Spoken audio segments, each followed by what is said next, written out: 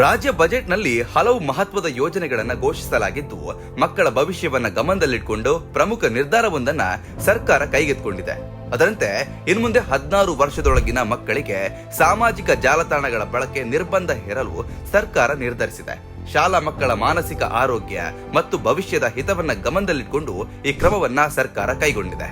ಆಸ್ಟ್ರೇಲಿಯಾದಲ್ಲಿ ಜಾರಿಯಾಗಿರುವ ನಿಯಮಗಳ ಮಾದರಿಯನ್ನ ಅನುಸರಿಸಿ ರಾಜ್ಯ ಸರ್ಕಾರವು ಇದೇ ರೀತಿಯ ನಿಯಮವನ್ನ ಜಾರಿಗೆ ತರಲು ಮುಂದಾಗಿದೆ.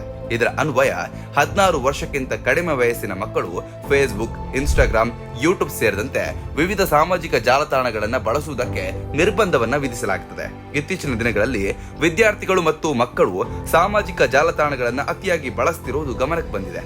ಇದು ಅವರ ಮಾನಸಿಕ ಹಾಗೂ ದೈಹಿಕ ಆರೋಗ್ಯದ ಮೇಲೆ ಕೆಟ್ಟ ಪರಿಣಾಮ ಬೀರ್ತಿದೆ ಎಂದು ಸರ್ಕಾರ ತಿಳಿಸಿದೆ. ಜೊತೆಗೆ ದಿನದಿಂದ ದಿನಕ್ಕೆ ಮಕ್ಕಳು ಸ್ಮಾರ್ಟ್ ಫೋನ್ಗಳಿಗೆ ಹೆಚ್ಚು ಅವಲಂಬಿತವಾಗ್ತಿರುವುದು ಚಿಂತೆಗೆ ಕಾರಣವಾಗಿದೆ.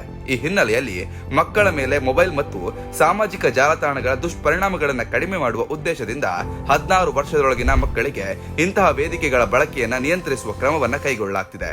ಇದೇ ವೇಳೆ ವಿದ್ಯಾರ್ಥಿಗಳ ಆರೋಗ್ಯಕರ ಬೆಳವಣಿಗೆ ಮತ್ತು ಭವಿಷ್ಯವನ್ನ ರಕ್ಷಿಸುವ ಉದ್ದೇಶದಿಂದ ಶಾಲೆಗಳು, ಕಾಲೇಜುಗಳು ಹಾಗೂ ವಿಶ್ವವಿದ್ಯಾನಿಲಯಗಳು ಮಾದಕ ವಸ್ತುಗಳ ಬಳಕೆಯನ್ನ ತಡೆಯಲು ಸರ್ಕಾರ ಕಠಿಣ ಕ್ರಮ ಕೈಗೊಂಡಿದೆ.